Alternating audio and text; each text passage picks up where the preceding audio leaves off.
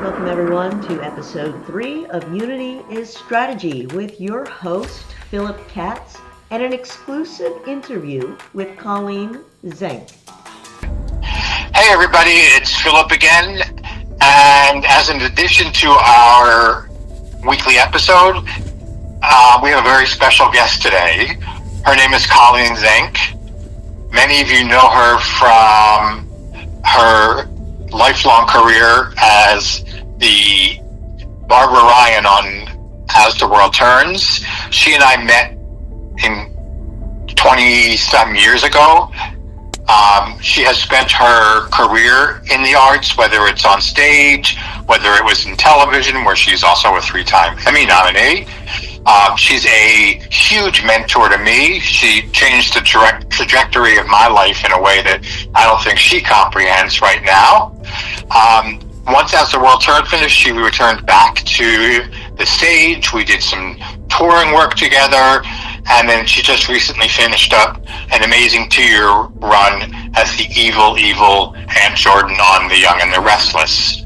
And I've reached out to Colleen today to talk about arts to start with. Seems like a good jumping off point. So, Colleen, welcome to our somewhat unnamed episodic video. And I guess the starting point would be for you growing up in the Midwest and coming of age, and what did the arts mean to you, and how did they affect you as an upcoming adult? Well, I mean, the arts were everything to me. I mean, that's all I really knew from a very small farming community in Illinois. Neither of my parents went to college. I was the first one in our family to go on my side, and I started dancing when I was 3 years old. I mean, my whole childhood was about nothing but the arts. And of course, going to school and getting good grades because I was the oldest child, and that's what I did. And you know, growing up Midwestern Catholic, and yet having the nuns and our parish priests support everything I was doing was really important to me. Which I didn't get that kind of support from classmates. I do now. Yes. But back then it was a very different story. But I got incredible support from the adults around me, and my mother found the way to find the right teachers for me, and it completely shaped my life. And not only from a dance point of view, but then going into theater as a kid. I mean, I made my first musical debut when I was in 7th grade with a so-called off-Broadway theater company in Chicago, and it kind of went from there. I've been a union member with Screen Actors Guild since 1967. You can say the number. By 1967, I was all of 14 years old, and I have worked my entire life in the arts. But I had support. I had not only support with teachers, but with my family, my own friends, not just classmates, but my friends and their parents, and the support of the school system. Well, that's really interesting, because it kind of segues into the next thing I wanted to tie into that, which is, for those of you who don't know, Colleen's also a mom, and your kids went through public school in Connecticut and were afforded arts education in school at no charge. Oh my God! I mean, what was that like? Well, you know, I had a Catholic upbringing. My kids went to public school, though I wanted to find a town very similar to the town I grew up in, meaning rural and working farms and real people. And I found that town in Connecticut, but I also made sure that it had a great public school system. And the town that I landed with and eventually had my children, and they all went through school, the same schools together, where there was one elementary school, one middle school, and then we shared the high school with the next town over. The arts in each of these schools, starting in kindergarten, was first and foremost. And in my children's elementary school, the principal was a theater major in college. Well, it's really interesting because your kids have chosen career paths outside of the arts, but their personalities, their interactions, their ability to engage in the world, I think must have come in part, first of all, from their mother, but also from the arts that they were given access to. Oh, absolutely. And not all of them chose fields outside the arts. I mean, I still look at my kids thinking that they are in the arts because they're also creative. And whether it's musically creative, or whether, my eldest daughter, Kelsey, was in the theater for a very long time and then switched careers, but she still works creatively. And my youngest daughter, Georgia, who was my baby, and all of my kids were very musical. All of my kids were in theater all through school, whether it was elementary school, middle school, high school. And I worked as an unpaid, not employee, but they brought me in to direct at the middle school, direct at the high school, choreograph at the middle and the high school, and even at the elementary school, I did all kinds of reading workshops with them. And that's all about the arts. That's all about education. And if our kids don't have that kind of education, what kind of adults are they going to grow into? It's a scary thought. Yeah. We, from Washington, D.C. down to local school boards and councils, do we need a generational shift now? Is now the time? Only if the right people get in.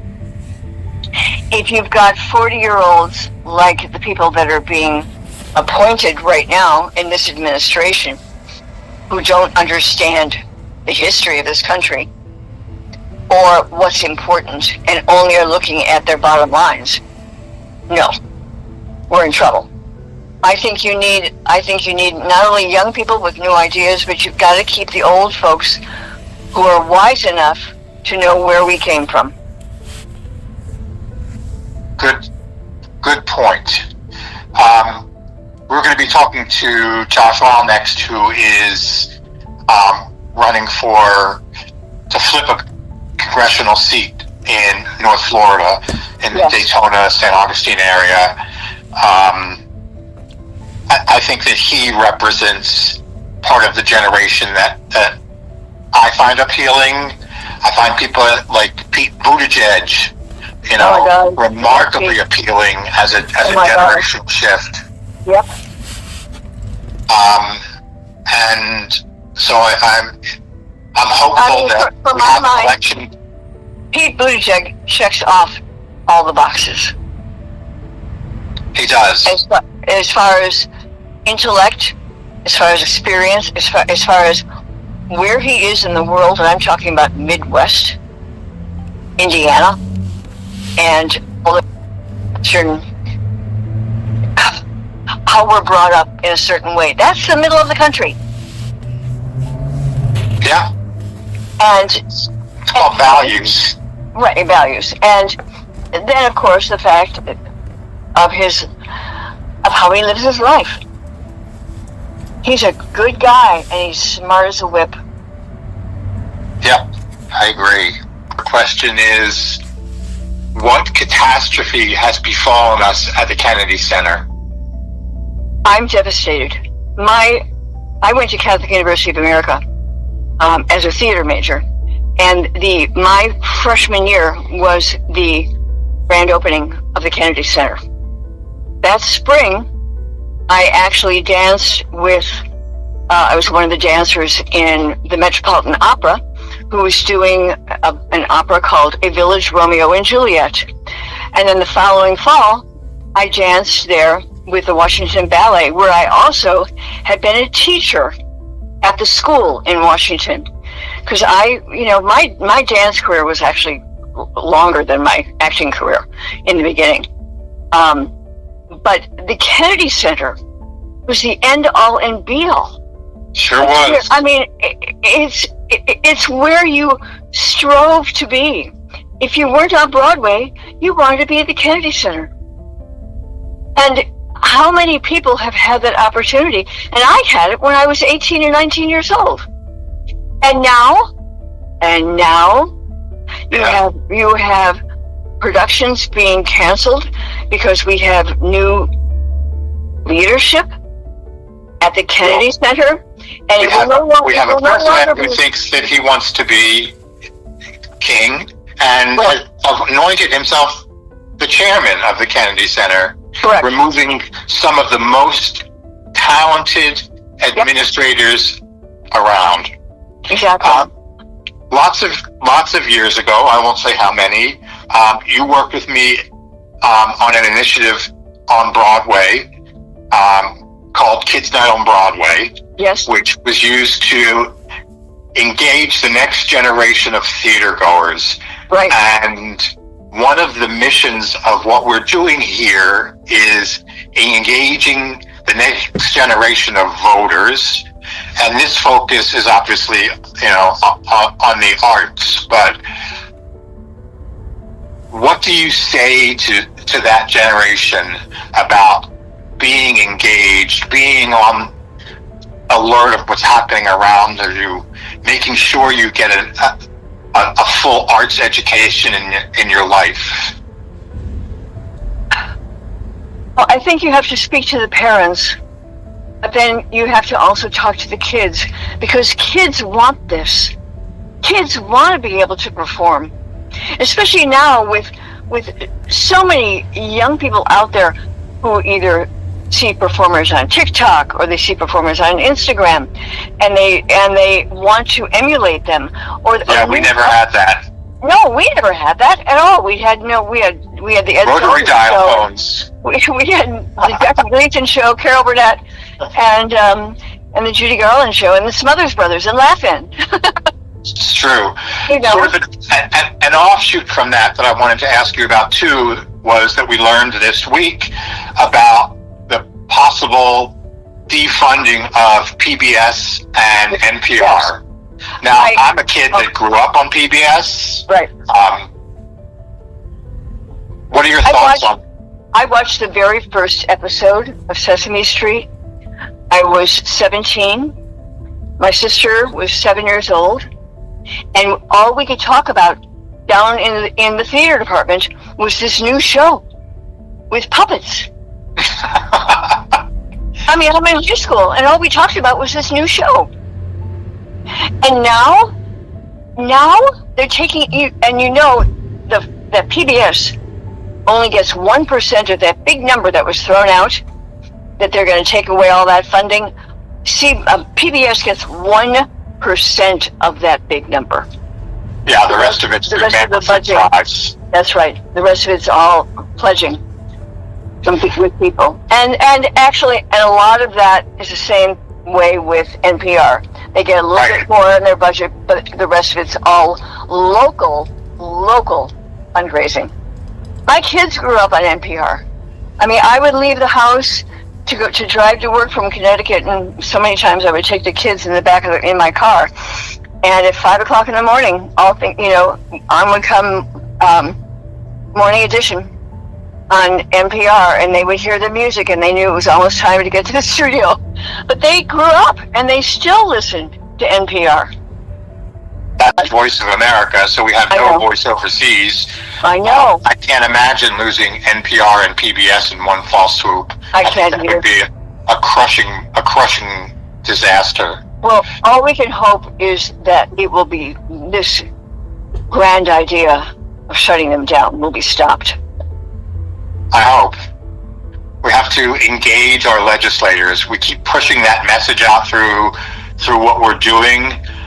Unfortunately, we're also in an area where we have a lousy legislator who likes to voice what's happening, but doesn't do anything to really stop anything from happening. And she likes to say, wait till the midterms, to which all of us are saying, there may never be midterms at this rate. That's right. So, thank you for that information on the arts. I wanted to turn quickly to another program that we're working on that I know is near and dear to your heart, and the people watching or listening to you through this content know that I am a openly gay married man. You, for as long as I've known you, have been an extraordinary ally and support to the gay movement, locally, nationally, in any way that you can. What people don't know about you, but I do, is that once same-sex marriage became legal, you became ordained. And what did you do after you became ordained? I performed the very first gay marriage in Times Square. Yes! Yes, the very first one, Times Square. And my mother was appalled because she was so concerned that the police were going to shut us down. And, we had a permit, we had everything ready to go. And the wedding was at the bottom of the giant red staircase right there with Cohen's big statue. Yeah. And there we were with cameras all around because it was an industry wedding, so it was being videotaped. There was so much press around, and I was so worried that because it's right next to the tickets booth, which is basically tourists lined up to get less expensive tickets at the last minute. It's very, very popular, those who've never been there. And this tickets line goes for like blocks. And there we were within arm's reach of people in the line, and I'm performing this wedding. And so when I said, by the power of the city and state of New York, I pronounce you husband and husband, instead of screaming and yelling, the entire crowd broke out in cheers. It still makes me well up. It was phenomenal. You were there, and it was phenomenal. Yeah, it was. And you mentioned that I've been a gay rights activist forever, and that's partly because all of my high school friends, all the guys from the theater world, we all came to New York about the same time, and I lost every single one of them except one. And he's still around, and he's a very, very, very prominent musical director, very prominent. And we worked together a couple of years ago on something. I hadn't seen him for quite a while. And we talked about this, about how everyone was gone. And I'd known him. He started playing for me when I was in 8th grade. We were the same age. So his first audition that he played for me, I was in 8th grade. Wow. Yeah. And I said to him, why are you still here? Asking a big question. Why are you still here? And at the time, growing up, he was a big boy. And he said, because nobody wanted me. Oh.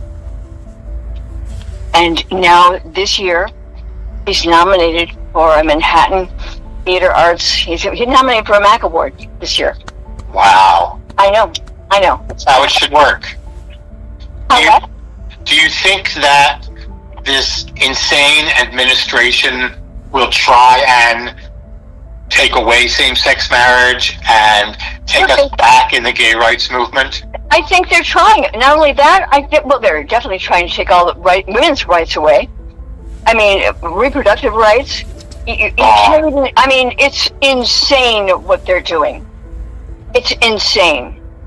And I'm praying that the entire Doge thing is going to backfire on them.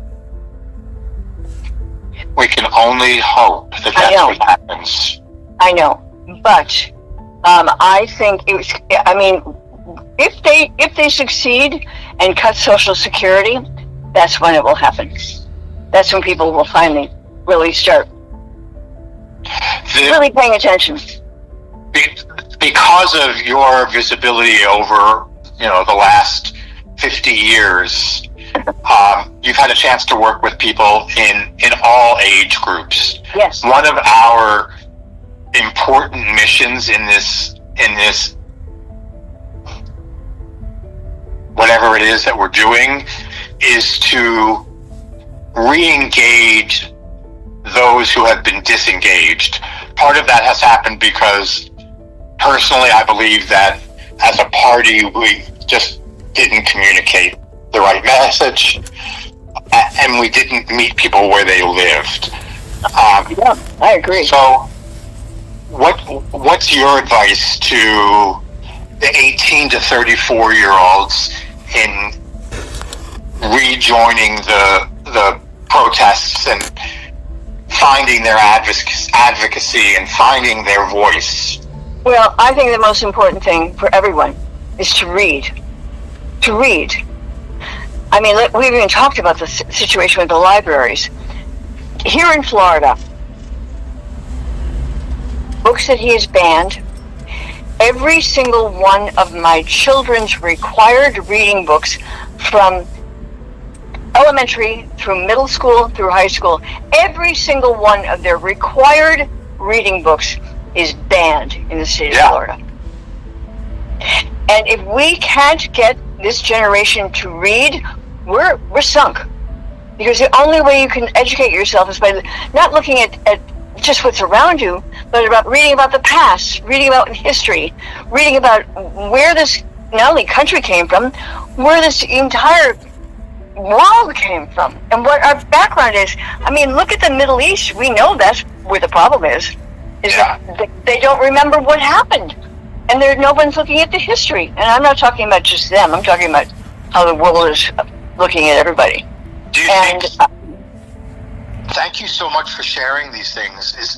Is there anything that we didn't talk about that you would like to add, that you would like to push out, that you think is important for people to know?